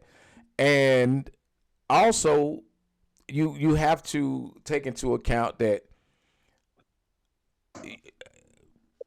to drive, to load up a truck, to spend $15,000 to $2,000 to go to a show across the country, and then a minute and a half, you're done.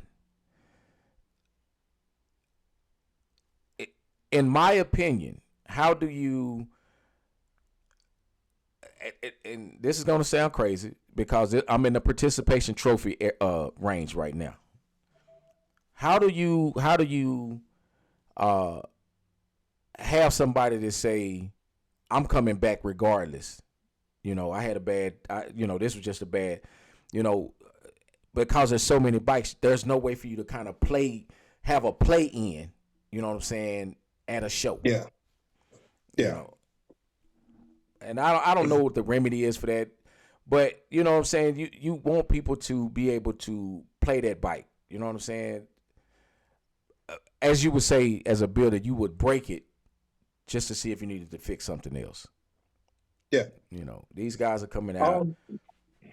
That is where it goes back to, do you truly love this sport?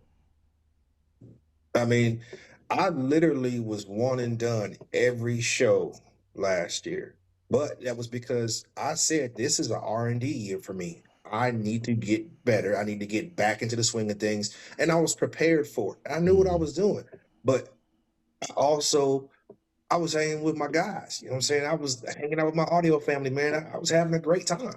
Right. You know, literally, it's like a small rally. You know what I'm saying? Like our little version of a rally every time we get together. And it's a beautiful thing, right, as long as nobody fucks it up.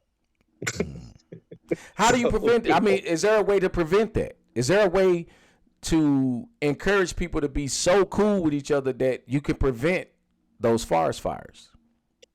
I think we need to hold people accountable to be adults. You know what I'm saying? If you have an issue with somebody, it ain't the world's business. Why is it on Facebook? Why is it, being talked about? Why is it the subject of a live? You know what I'm saying? Because you have an issue with this man over here. How about you and that man go over there and y'all talk without any influence or anything, and y'all get this squashed? Mm-hmm. And then move on from there. And nobody said y'all got to hug and make up or whatever, but okay, at least hear each other's side, give the respect due another man or woman, and move forward. Right. It's just that simple. Hopefully what we had happen in Daytona doesn't happen again. It was an unfortunate night for all parties involved. You know what I'm saying? And I hate that it happened at Ricky's show. I hate that it happened to the people that were involved in it. And I hope everybody is smarter and wiser because of that situation, and that never happens again. Right. I just think it was a moment of weakness, right? I just think that we all have that moment. And how do you say, it was a moment of bad judgment, and it not be more than that? You know what I'm saying? Well, here's the other thing that I've learned, and this is something I learned from playing sports. This is something I learned from the military.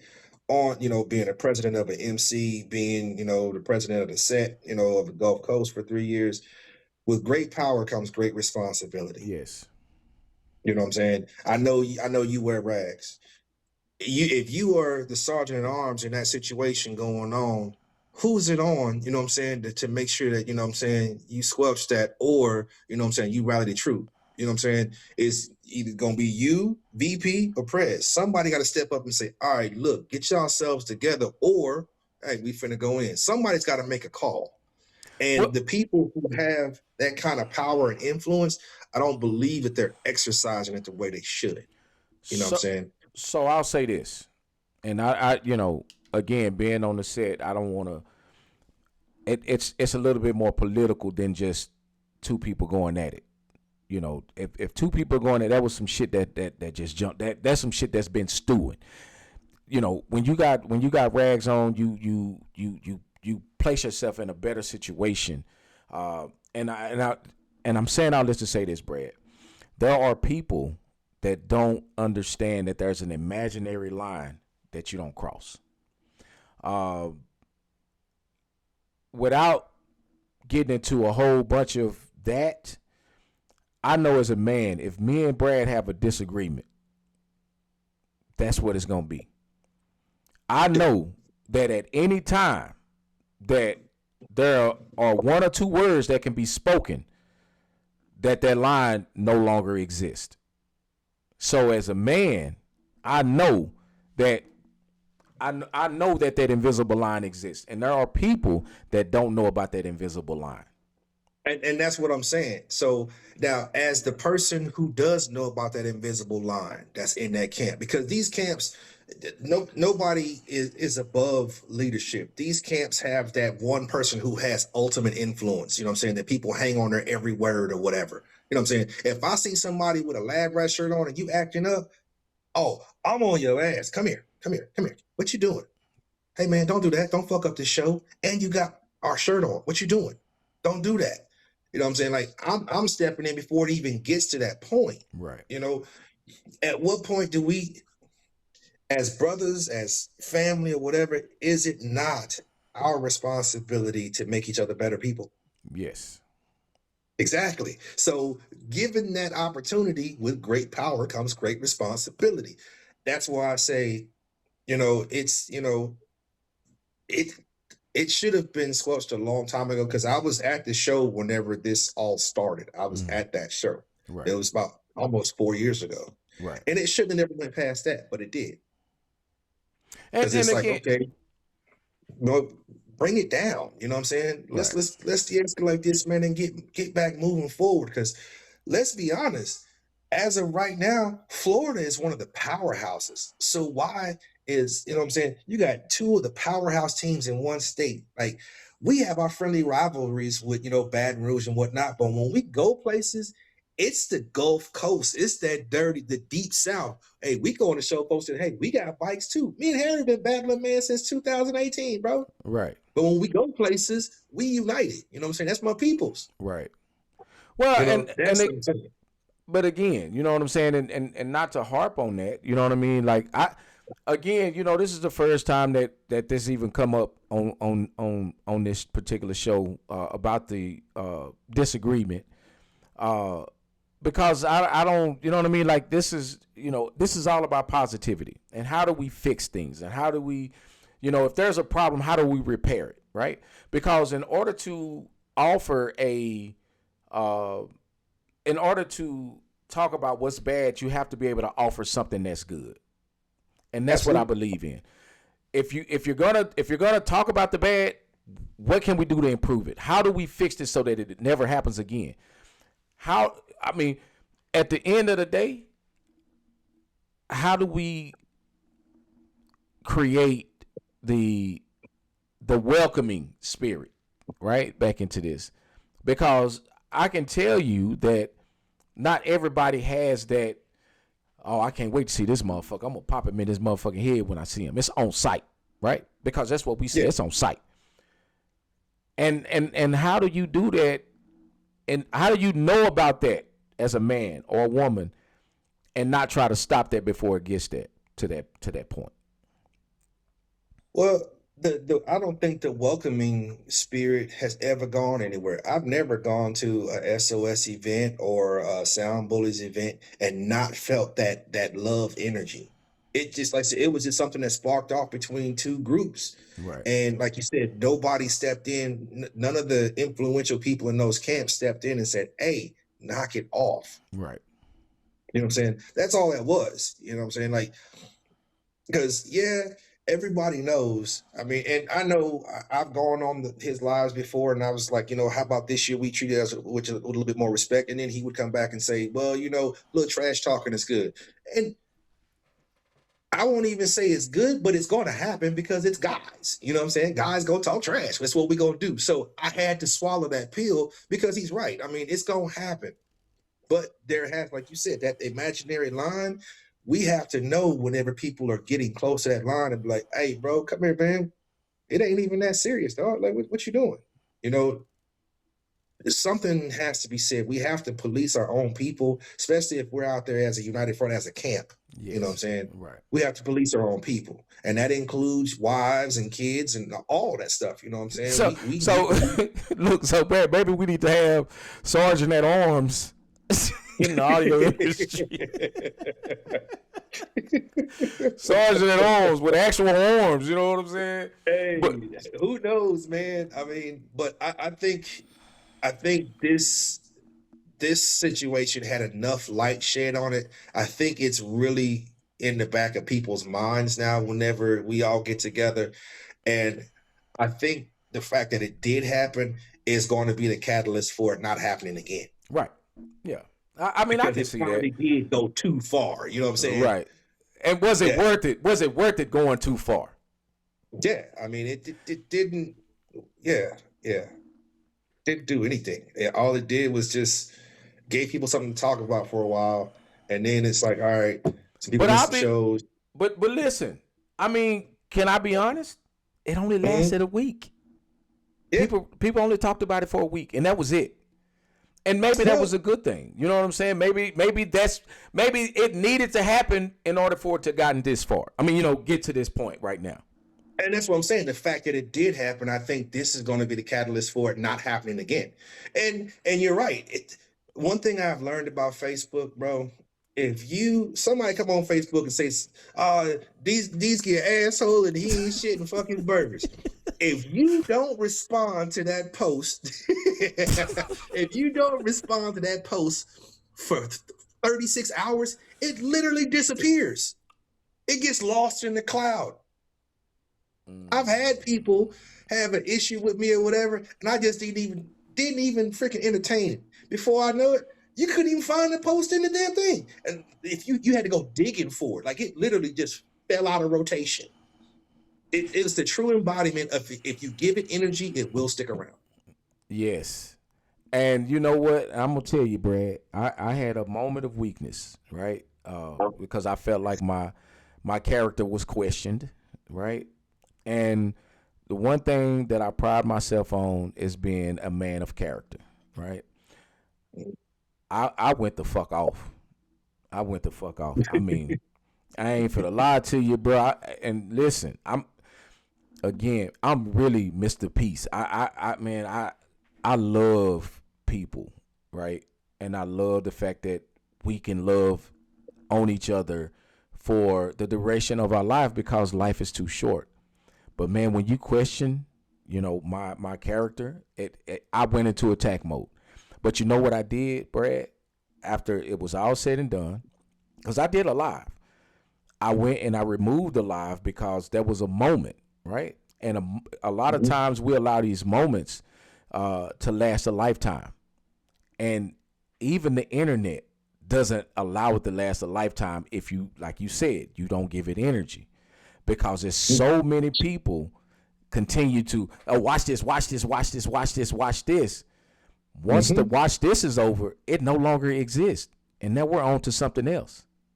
No different than doing a line dance. Oh, what's the new line dance? It was Boots on the Ground 2 years ago.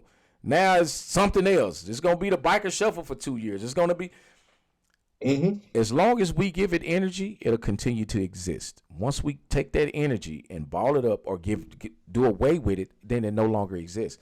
Now somebody, all they can say is, man, I could have sworn I seen you go off on somebody, but maybe it was just me. You know what I mean? So So, you know, I think that we have to have a way to create a positive spin on anything that's negative in this audio industry. Yeah, I would agree, man. I mean, it's literally, it can be a ticking time bomb because you take personalities from everywhere, from everywhere. I mean, and I can even go deeper than that. You take beliefs from everywhere, and then you just dump them all in one spot and say, "Hey, play some music."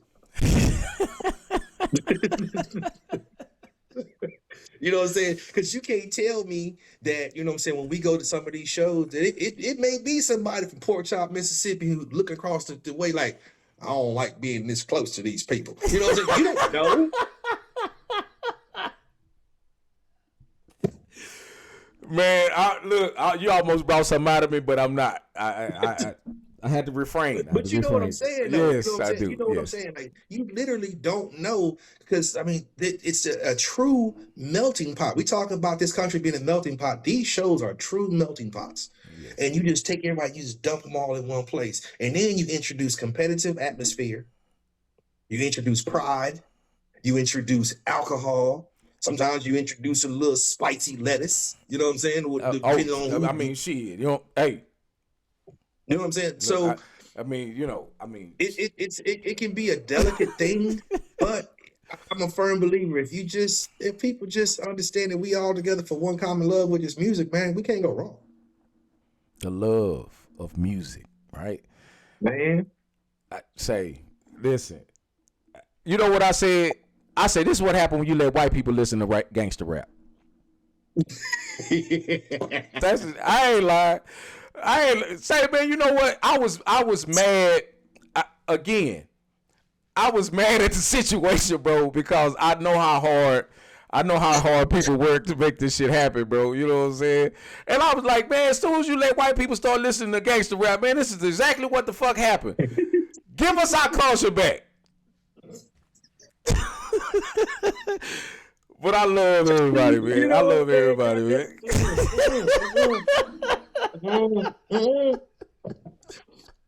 Not today, Satan. No. It's all love, man. It's all funny games, man. But this is me though. Man, listen, I'm gonna have fun, and I like people to have fun with me. You know what I mean? Like, I don't. Man. Right. You know what I'm saying? Like, we have to make it fun. I mean, ain't nothing better than a good laugh, bro. You know what I'm saying? At the end of the day, let's laugh, have a good time, spread some good music. Hey, thanks, Kyle, man. I appreciate it, man. You a hell of a guy yourself, man, brother. Real talk. Hey, white people, go back to EDM. There wasn't no fighting with the EDM was playing. No. We don't need you to go back there. No. You can slide over to the R&B.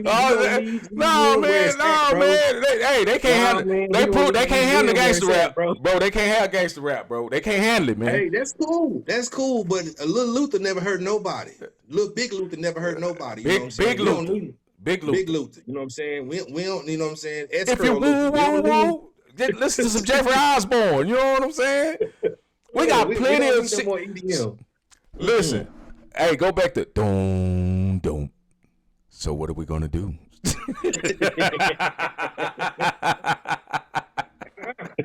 Man, look, we fought so hard to get EDM up out the door, bro. Come on, man. We can't even crack that door again, man. We got that porch light is off. So you mean to tell me that if I came to the show and I played some EDM, bro, I'm out of there automatically? Come on, bro. Okay. I'm gonna give you your. Now I'm gonna sigh to where the people in the heavens hear it, but I'm gonna give you your fair shake on the judge. But I'm just gonna be like, this man, right? You know what I'm saying? I'm like. Yo, you did that on purpose. And I'm not even gonna sit here and lie and act like I never played it. I did too. Hey, Hey, I think we all But played it, bro. I think we all played you it. know what I'm saying? But one day the porch light said, ding, hey man, what you doing? And I said, oh, you know what? You right. Let me go ahead back over here. Where Oh, yeah. so, And then, okay, so look, how do and Drizzle asked this question, and I'm not for sure if I propose it to you, but how do you prevent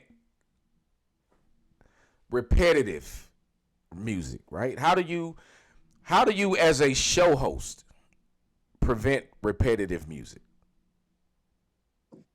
so you really,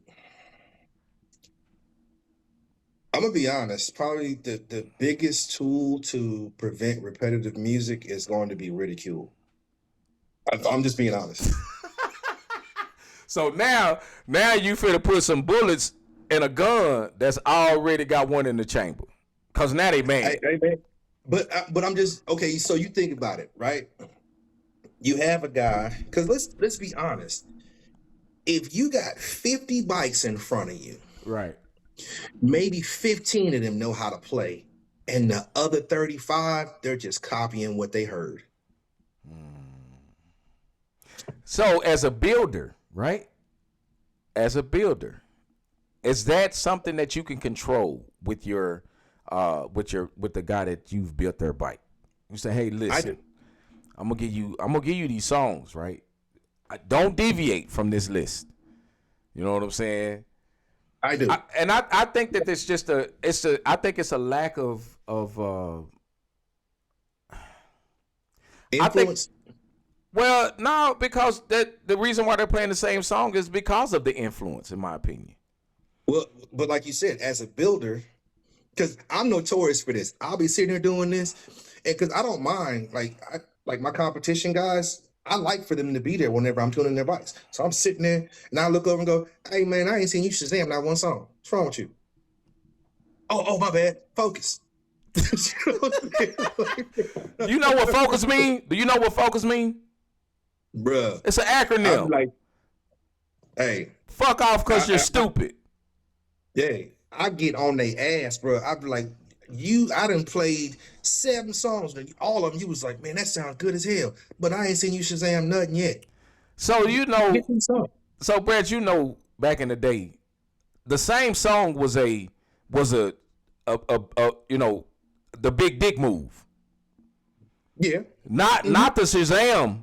You don't Shazam same song to so that you can try to win in another. You play the same song because you want a big dick to do that you finna play that you playing against. That's when you pull the same song out. But these guys have gotten right, and but you get so many people that they just sit over there with the Shazam. I'm a Shazam this. You know what I'm saying?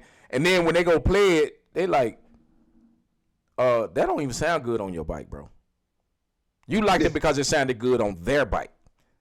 Mm-hmm. And come on. And that's what I'm saying. It's a lot of copycats. You know what I'm saying? It's a lot of copycats. And it's unfortunate because, like, if you ever see me like that the Friday before a show, anybody can attest to this. I will walk around and hand out new songs. I will walk around and I'll be like, hey man, play this. I think it sounds good on your bike. Cause that's another talent that I always had. I could listen to a bike and see where it was strong. And this song, try this. Like there are a lot of songs that surfaced in the bagger audio world that I brought to the table. There's some of them still here to this day. Like my 2 most iconic songs, and I brought them both to the table. One was that Grinchmas when I played against Chris Del Rio, Hate Me by Lettucey. I was the first person to play that song. And then the other one, still being played to this day, Nate Dogg, I Got Love. So, whether you know it or not, I might not compete, but I got plenty of songs that I know have won in competitions that I have seen. I've heard you play in the parking lot. Yeah, you have some DJ tendencies. Say, I've heard you play. Look, when I listen, in Galveston, I played Dave Hollister. I Gotta Go. Man. I got a message. Bro, I'm still in that song. Hey, hell of a song. Hell Dave of a Hollister's song. vocals, man, smooth. You can crank it loud. Bruh, Jazzy Faye always had great tracks that had everything in them. Oh Yes. my God. And I'm gonna tell you another artist that you guys should really listen to, and that's DJ Quick. If you love Oh, yeah. instruments, Rhythmalism is a really nice and what is it? Checks and Balances. Mm-hmm. Go peruse those 2 CDs or Right. albums. Now, him and a couple of other guys have real instrumental, tracks, what I'm saying, from the West Coast. But people kind of mess up a little bit, with a lot of the West Coast stuff because the bass line's not there. Right. That's a South Right. thing. Yes. That's a South thing. Because when you go East Coast and you go Northeast, the bass goes away too. Yes. Yes. Like, listen to any instrumental Wu-Tang song, the bass line is terrible. First off, absolutely not. Hey man, I grew up a hip hop head, bro. I'm not gonna lie to you, cause that's all we had was New York music. Mm-hmm. But I love down south. I love Texas. I love what we do down here. You know what I mean? Because you got to realize, Brad. I don't know how old you are, but I came from the Lukes and the Parsons Clan and the Master Aces. You know what I'm saying? I'm with you. That cruising in my Jeep. That Master Ace was. I mean, DJ Magic Mike and I mean, I have an eclectic list of music, and I tell the cats all the time, bro, when I come in and somebody wants to hear a bike, and they like, bro, every fucking time I come in your shop, I just want to dance because I love music and I love this industry. And again, I know we have to make money, bro. I know this is about money. But when you have a passion for it, the money just attracts you to it. You don't have to go get it. It comes to you. Yeah. And I love the fact that I can go somewhere and somebody goes, like, they can hear one of my bikes from across the parking lot next door. That's a Brad Ball bike. Yeah. When you get to the point to where you have your signature sound and people can pick it out, like I can pick an Alex Hayes bike out of anywhere. I can pick a Tim Holden bike out of anywhere. I can pick a Joey Hensley bike out of anywhere because there's unique sounds from those tuners, and you're like, ooh, yep, that's so and so's bike. Troy, all of them, man. Like, and I love it, and it just shows that they have a passion to put their stamp on it. Right. That is fantastic, bro. Like, you have always, in my mind, you have always been one of the better players because you never let a particular sound in music dictate what you played. You just played a song because it was good. Yeah. I love music, bro. I swear to do. Man. I swear I do. I sit in my garage. Even now, I brought my bike home and got it away from the shop just so that I could listen to music the way I want to listen to music. You know, again, like you said, man, you was competing. You probably competing with cars at the time, right? You know what I'm saying? Yeah. A lot of us come from car backgrounds, man. And so when you come from a car background, I've been using Sealback 8s for damn near 30 years. When people wasn't even familiar with what pro audio was. Everybody, the best music you can get had to come from what's the yellow speakers? Focal. Oh, Focal, baby. Yes. So and even Maestro, you know, Tommy, man, you couldn't beat that dude, bro. Like, man, Maestro was ahead of his time. But man, them goddamn speakers cost $1,000 a set. Man, we wasn't spending that. Yeah. Fuck you talking about, bro. Yeah. Man, listen. Now, I'm going to tell you what. I don't know how long you've known him, but he had an M109 that was stupid for an M109 at the time. Wow. Yeah. So, and the reason I'm saying this, bro, because I go back so far, right? Like, you know what I'm saying? The music is the universal language. And I think that we've gotten away from the universal language and tried to create our own. You know what I mean? And you, some things cannot be reinvented, and the wheel is one of them. The reason, and I want to go back to, because we got about 10 minutes, and I want to go back to the whole reason why I invited you on the show is because, Brad, I got a lot of respect for you. You know what I'm saying? Thank you. As a Likewise, man, bro. and as a man of of this industry, right? Because you're passionate about this industry. And because you're passionate about this industry, people need to know that it's not just about grabbing a song and playing it. There's an art form to it. And now that you're able to create this, that you're in this platform, that you can actually help people understand that this is not just something that you do. This is not just a pastime. This is some real shit. And in order for you to be good at this, you have to practice at this. You have to be dedicated to this. And you have to understand that everything that you do going into this is big and can be significant to you moving forward. Bro, and it's funny you say that, man, because last week, because I was tuning one of our bigger bikes, I was tuning our middleweight. And, I have a lot of different people around me in my complex. And this guy walks up and goes, "Hey, man, I want that sound." I was like, "Well, what kind of bike you got?" He said, "I don't have a bike." And I went and visited today. I'm going to put the video up here when we get off this live. Mm-hmm. He wants me to tune his yacht. I was like, all right. I was like that right there, that helped me. It made me go, because like the dude, his boat storage, one of his boat storages is way down at the other end. But this middleweight, like I said, it's monstrous. So him and his wife walked down and they just sat there. Like 2-3 songs before they even said anything. Just taking in the music, and next thing you know, I'm walking around this dude's yacht today, figuring out how I'm going to tune it, figuring out what zones I'm going to use for what speakers and this and that. And I'm like, okay, this right here, this said something. I was like, okay, all right. I'm it's because I love music, man. Right. And you know what, I get guys all the time. Like I said, I came from cars, right? And I got guys, "Hey man, you don't do cars?" I'm like, "Nah, bro. I don't." Listen, it's not that I don't want to do a car or I can't do a car. The bikes keep me busy. Yeah. And let's be honest. If I told you that a 4-speaker setup in your car would cost you $4,000, would you do it? Oh yeah, car guys' wallets are way different. Way different. That is for sure.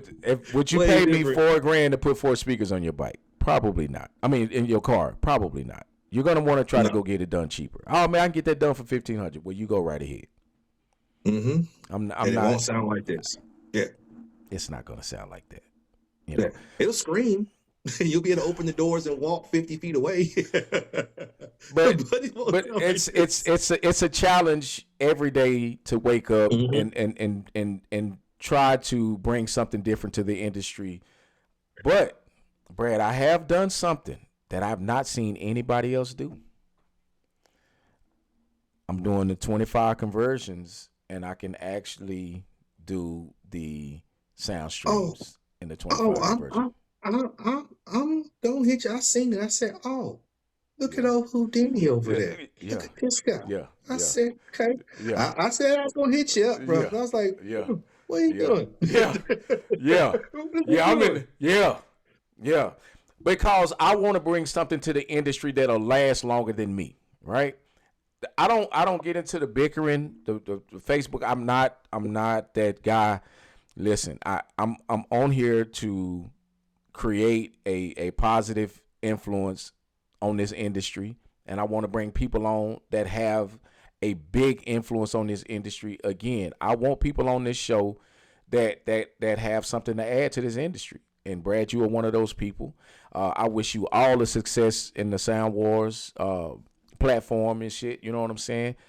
Again, people need to know who you are and where they can find you. So what I'm going to do at this point, I'm going to let you brag on yourself a little bit. I'm going to bring your, I got your tab here. I'm going to explode and it's got your number on it, because I'm not one of these guys that's going to gatekeep. Brad is a hellified tuner. Brad is a hellified installer. Brad can make your shit sound like you want it to sound. So Brad, you got the this 5 minutes, man. Tell them about yourself, bro. Tell them where they can find you and how you can get them in these sound competitions? All right. Well, I mean, I don't really have a lot to say. We pretty much covered it all. But like I said, I'm located in Biloxi, Mississippi, down here on the Gulf Coast. I do mobile stuff. I just came from North Carolina, where I went up there and I rebuilt my buddy's wife's bike. If there's enough bikes, me and my buddy will get on the road. We go to San Antonio, man, and we build bikes, 4 or 5 bikes in a week, and then we come on back home. But I've been doing this for a long, long time, man. I'm a student of music, and at the end of the day, it's all about seeing the smile on the customer's face.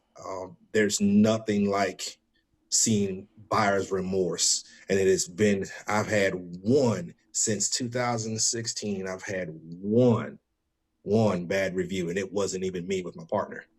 Right. He was unhappy with the way the bike was built, and I was like, well, how's your music? Oh, the music's great. Okay, so why are you talking to me? Talk to that guy. It happens. Yeah. So, I mean, a lot of people didn't know my first shop, whenever it was the Cycle Lab, I had a partner. A lot of people didn't know because they never saw him. Yeah. So, I mean, it was just one of them things where, it ended up like that. And I went solo, man, and me and my man Trouble, we revived the shop, and we're back at it, man. And I just want to build happiness one system at a time. I can be reached at 228-547-1531.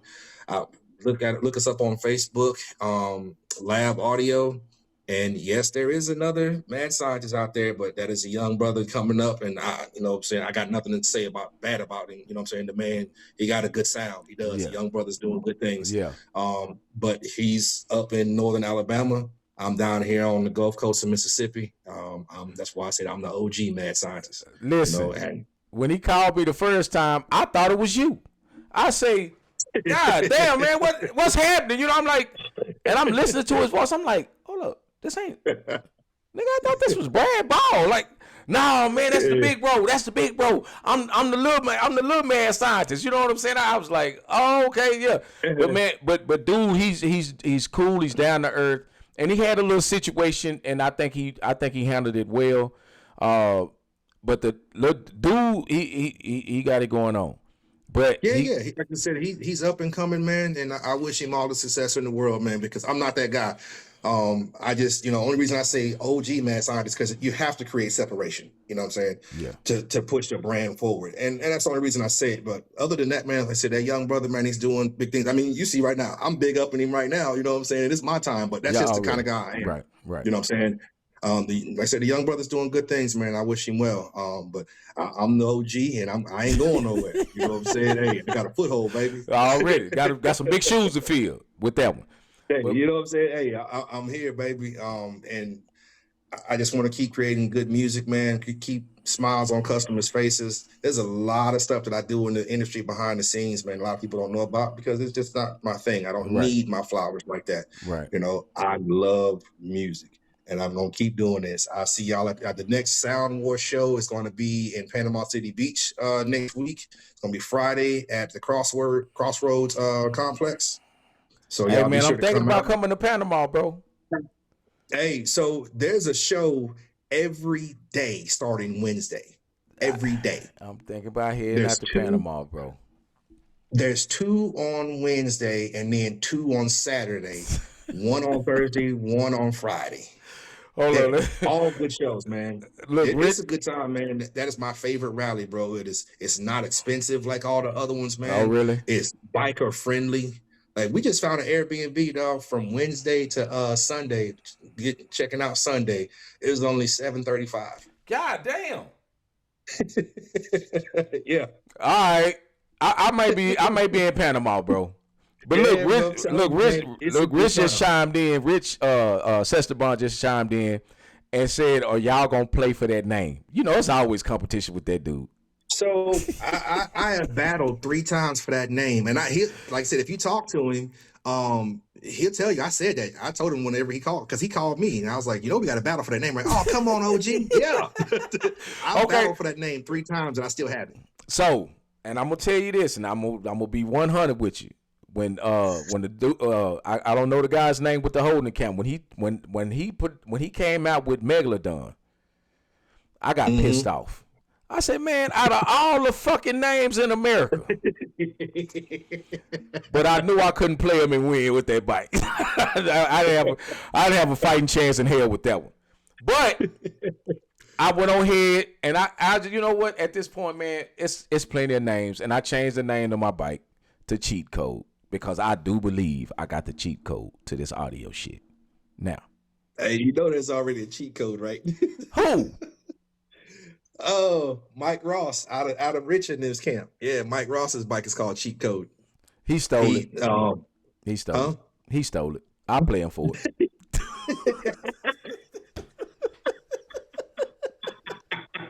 I don't want to fight. I ain't gonna fight. There's two blueprints. Like, so Jack had the first blueprint. Before you knew it, there was a blueprint that came out of Dorian's camp. You know what I'm saying?